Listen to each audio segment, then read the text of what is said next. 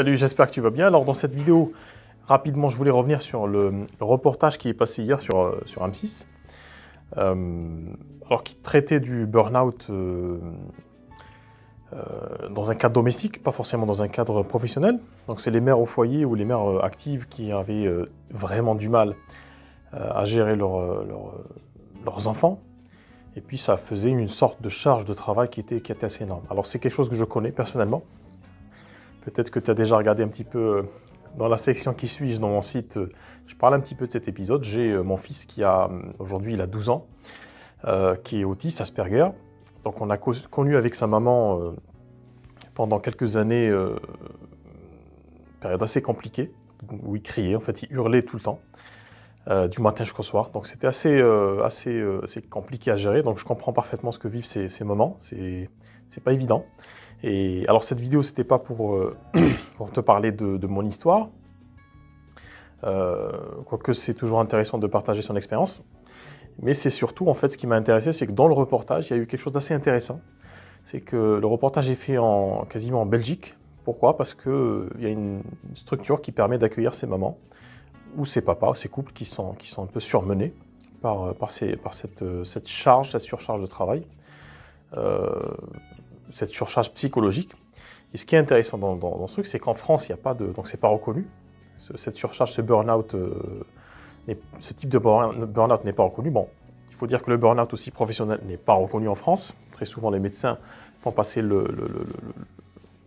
cette situation sous l'appellation de dépression, pour que ce soit pris en charge par la Sécu. Et puis, ce qui est intéressant, donc, c'est le fait que ça soit fait en Belgique. Pourquoi? Parce qu'il y a une structure qui a été créée. Et c'est ce que je trouvais vraiment intéressant, c'est que ça renvoie en fait un petit peu à ce que me disent certains praticiens et thérapeutes, à savoir que les opportunités sont fermées aujourd'hui, c'est très difficile de développer son activité. Et là, c'est un exemple qui est très très flagrant d'une activité qui a pu se créer. Alors, il me semble que c'était une psychanalyste avec son équipe. Mais c'est juste pour te donner un exemple de ces opportunités qui existent. Alors aujourd'hui, tu sais que, alors en Belgique, il me semble que c'était 30% 20 ou 30% des personnes qui étaient concernées. En France, je crois que c'est, alors à vérifier, hein, il me semble que c'était 10% à peu près, de femmes et d'hommes qui sont concernés par cette situation. Et ce qui est intéressant, c'est que même si c'est 10%, même si c'est 5% de la population, c'est quelque chose qui est assez énorme, finalement, numériquement parlant. Moi, j'aurais été, par exemple, thérapeute ou psychanalyste ou psychologue, je me dirais de manière très directe, il y a un besoin. Il y a un besoin de ces femmes-là. Elles ont peut-être besoin de parler, elles ont peut-être besoin... Donc, je vois énormément de possibilités sur cette... Alors, c'est juste un exemple, hein. Je vois énormément de possibilités parce que dans la prise en charge qui est prévue d'ailleurs dans cette structure-là en Belgique, il y a un groupe de parole, il y a un accompagnement individuel, il y a un accompagnement de l'enfant.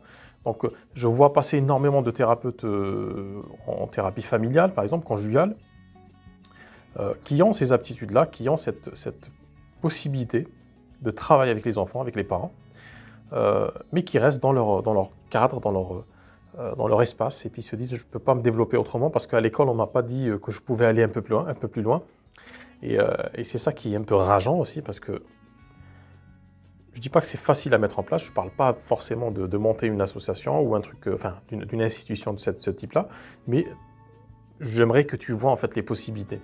Aujourd'hui, il y a un besoin criant par rapport à ces mères qui sont complètement, c'est surtout les femmes, hein, qui sont complètement submergées par cette histoire-là, par la gestion de leur enfant, qui peut être difficile. Donc, pourquoi ne pas répondre à ce besoin avec les aptitudes, avec les compétences que tu as en tant que thérapeute, soit en montant des ateliers, soit en montant des groupes de parole, soit en montant des associations, soit dans le cadre de ton travail, proposer un accompagnement, justement, qui peut être d'ailleurs en groupe, ça peut être très intéressant. D'ailleurs, j'en parle si tu veux faire partie du programme Impact Illimité, que je vais lancer dans pas très longtemps.